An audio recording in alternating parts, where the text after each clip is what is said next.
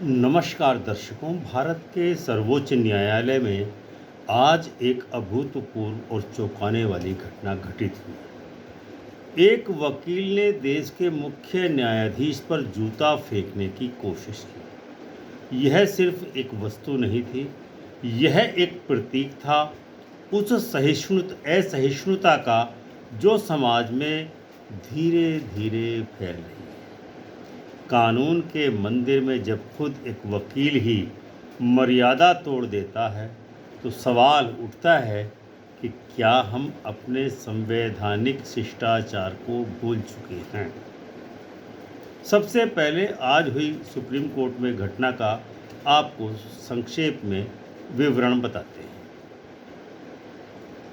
कि supreme court की गरिमा पर किस प्रकार से हमला किया। सुप्रीम कोर्ट परिसर में आज उस समय एक अप्रत्याशित घटना घटी। सुनवाई के दौरान एक वकील ने चीफ जस्टिस ऑफ इंडिया यानी सीजेआई बी.आर. गवई पर कोई वस्तु, कथित तौर पर जूता या फाइल फेंकने की कोशिश की। सुरक्षा कर्मियों ने उसे तुरंत रोका और पकड़ करके परिसर से बाहर निकाल दिया। इस घटना ने पूरे विधिक जगत को हिलाकर रख दिया है। एक ऐसा व्यक्ति जो अदालत का ऑफिसर यानी ऑफिसर ऑफ द कोर्ट कहलाता है, वही अगर अदालत की गरिमा को लांघे तो यह न केवल व्यक्तिगत अपराध है बल्कि संस्थागत मर्यादा का अपमान भी है। इस घटना के बाद supreme court advocate on roll association की बड़ी सख्त प्रतिक्रिया प्राप्त हुई है। Supreme court advocate on record association ने इस कृत्य की न केवल निंदा की है बल्कि इसे कायरतापूर्ण और अपमानजनक कृत्य भी बताया है। Supreme court advocate on record association ने अपने बयान में कहा है कि यह व्यवहार विधिक पेशे की गरिमा के विपरीत है। यह बेंच और बार के आपसी सम्मान की नींव पर कड़ा प्रहार करता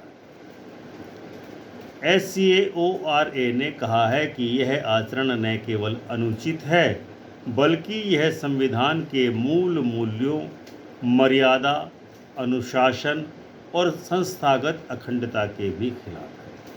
संगठन ने यह भी कहा है कि किसी भी कार्यरत न्यायाधीश को बदनाम करने या उसके खिलाफ व्यक्तिगत हमला करना न्यायपालिका की स्वतंत्रता पर सीधा हमला है।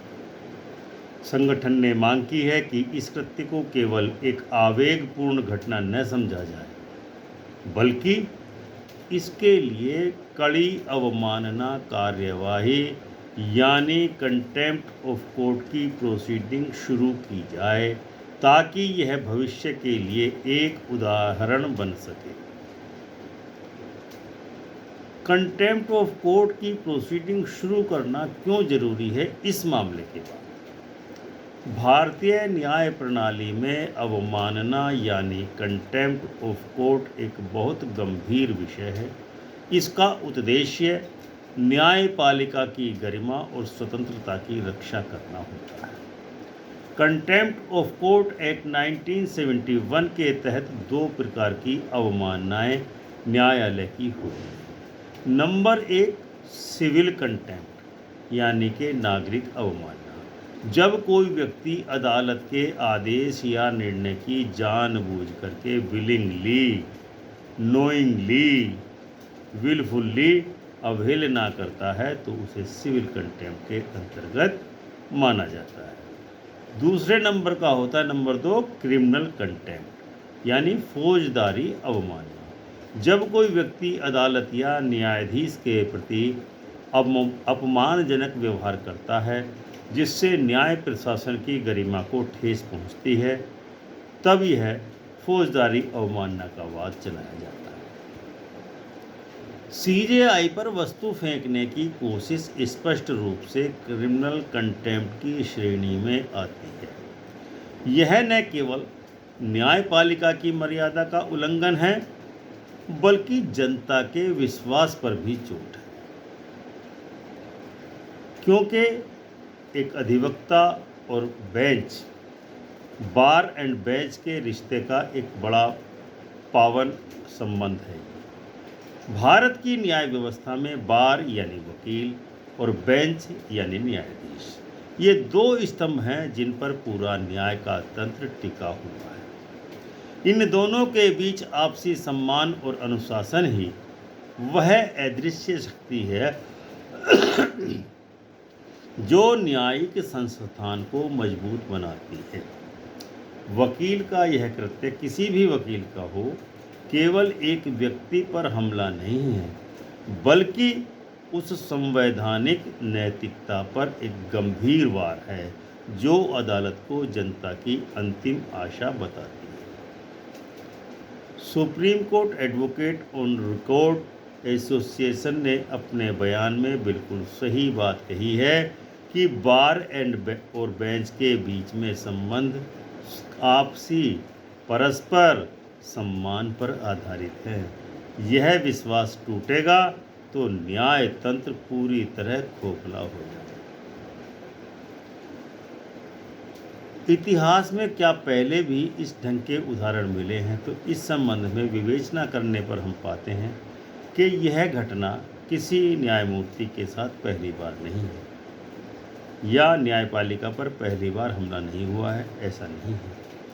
1970 के दशक में भी कुछ उग्र वकीलों ने जजों के खिलाफ प्रदर्शन किए थे। 1999 में पटना हाई कोर्ट के एक जज पर भी कोर्ट परिसर में व्यक्तिगत हमला हुआ था। 2023 में पाकिस्तान के सुप्रीम कोर्ट में वकीलों द्वारा की गई हिंसा ने वहां की न्यायपालिका को पूरी तरह हिलाकर रख दिया था। भारत की अदालतों में अब तक संवाद और तर्क को सर्वोच्च माना गया है, लेकिन जब भावनाएं कानून पर हावी हो जाती हैं तो ये लोकतंत्र के लिए सीधी सीधी खतरे की घंटी है।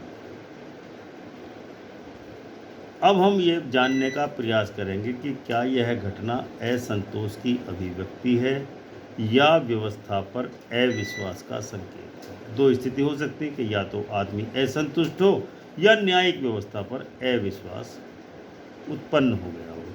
कुछ कानूनी विशेषज्ञों का कहना है कि यह घटना व्यक्तिगत निराशा से प्रेरित हो सकती है।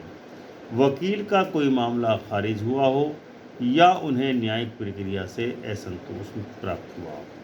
पर सवाल यह है कि क्या असहमति का यह तरीका न्यायोचित है, उचित है, सही है?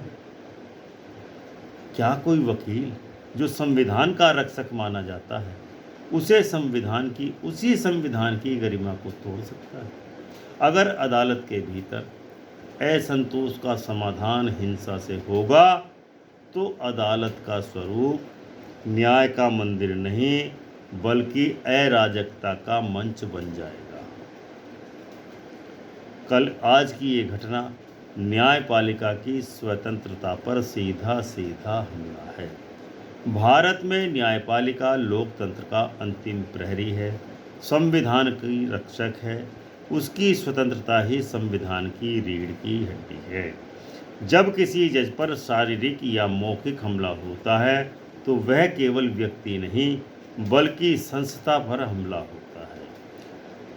Supreme court advocate on record association ने कहा है कि किसी कार्यरत जज के खिलाफ कोई व्यक्तिगत कृत्य न्यायपालिका की स्वतंत्रता पर सीधा प्रहार है। अगर इस तरह के आचरण को हल्के में लिया गया तो भविष्य में यह एक खतरनाक परंपरा बन सकती है जहां न्यायाधीश भी अपने आप को असुरक्षित महसूस करने लगेंगे। न्यायपालिका में असहमति व्यक्त करने का संवैधानिक तरीके हैं। असंतुष्ट होने के पर अपनी असहमति व्यक्त करने के अन्य तरीके हैं, लेकिन ये तरीका उचित नहीं है। अब हम उसके विषय में आपको बताते हैं। संविधान हर नागरिक को विचार और अभिव्यक्ति की स्वतंत्रता संविधान के अनुच्छेद 19 के तहत प्रदान करता है, लेकिन साथ ही यह भी कहता है कि यह स्वतंत्रता संवैधानिक मर्यादा और कानून के दायरे में ही होगी। असहमति जताने का तरीका जो है वो इस प्रकार है कि आप पुनर्विचार याचिका दाखिल कीजिए, मीडिया में वैधानिक आलोचना कीजिए, बार एसोसिएशन के माध्यम से शिकायत कीजिए, पर हिंसक या अपमानजनक व्यवहार कभी भी अभिव्यक्ति की स्वतंत्रता नहीं हो सकता। सुप्रीम कोर्ट की संभावित प्रतिक्रिया इस मामले में या कंटेम्प्ट की प्रक्रिया में क्या हो सकती है? एडवोकेट ऑन रिकॉर्ड एसोसिएशन की मांग है कि सुप्रीम कोर्ट इस वकील के खिलाफ सुओ मोटो कंटेम्प्ट प्रोसीडिंग शुरू करे। ऐसे मामलों में अदालत को स्वतः संज्ञान लेकर के वकील को नोटिस जारी करना चाहिए, कारण बताओ नोटिस या शो काज नोटिस जारी करना चाहिए। सुनवाई के बाद या तो चेतावनी दे न्यायालय या वकील की लाइसेंस निलंबित करने और जुर्माना या जेल भेजने जैसी कार्रवाई कर सकता है। अदालत के इतिहास में ऐसे कई उदाहरण हैं, अनेक उदाहरण हैं जहां न्यायपालिका ने खुद की गरिमा की रक्षा करने के लिए अनेकों बार कठोर रुख अपनाए हैं, कदम उठाए हैं। अब हम आपको बताते हैं कि जनता का विश्वास और न्याय का मनोविज्ञान इस संदर्भ में क्या कहता है। न्यायपालिका की ताकत उसके पास बंदूकें या पुलिस नहीं है, बल्कि जनता का विश्वास है। अगर यही विश्वास टूटने लगे तो पूरी न्यायिक प्रणाली कमजोर पड़ जाएगी या ध्वस्त हो जाएगी। एक वकील का यह कृत्य आम नागरिक के मन में यह संदेश देता है कि अगर अदालत में भी हिंसा संभव है तो फिर न्याय कहाँ मिलेगा। इसीलिए इस घटना को व्यक्तिगत गुस्सा कहकर टालना आसान नहीं है, उचित नहीं है, लेकिन इससे जो संस्थागत क्षति हुई है वह गहरी और दीर्घकालिक है। इसके दूरगामी परिणाम होंगे। बहुत लंबे समय तक ये घटना की गूंज सुनाई देगी। जिस प्रकार से लद्दाख से एनएसए में निरुद्ध सोनम वांगचुक के मामले का निर्णय सर्वोच्च न्यायालय की गूंज लंबे समय तक दिखाई। न्यायिक अनुशासन और बार काउंसिल की भूमिका इस विषय में क्या हो सकती है, क्योंकि अधिवक्ता का जो अनुज्ञा पत्र है वह बार काउंसिल ही प्रदान करती है। बार काउंसिल ऑफ इंडिया यानी बीसीआई और सुप्रीम कोर्ट बार एसोसिएशन यानी एससीबीए की भी यह जिम्मेदारी बनती है कि ऐसे मामलों में अनुशासनात्मक कार्रवाई की जाए, ताकि कोई भी वकील यह न समझे कि अभिव्यक्ति की स्वतंत्रता का मतलब अनुशासन से आज़ादी है। बार काउंसिल ऑफ इंडिया पहले ही यह स्पष्ट कर चुकी है कि वकील का आचरण अदालत में मर्यादा का परिचायक होता है। वकील अदालत का हिस्सा है, विपक्ष नहीं है।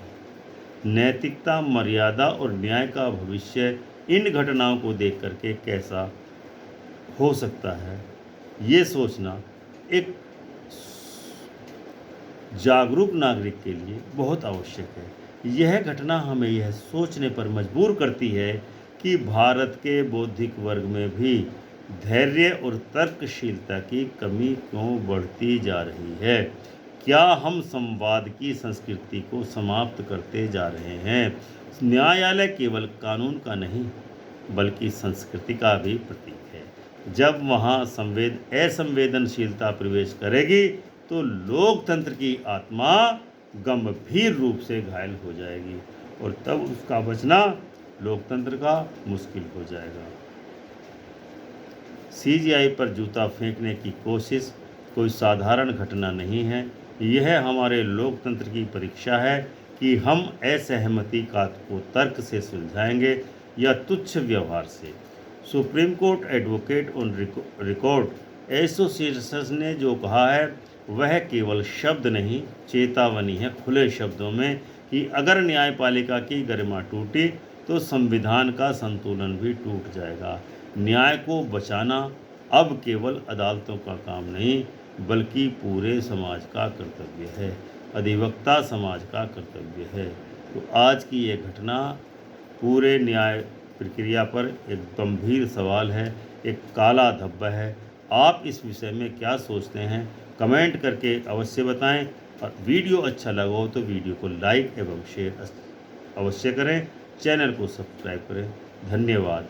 जय हिंद, जय भारत, जय संविधान।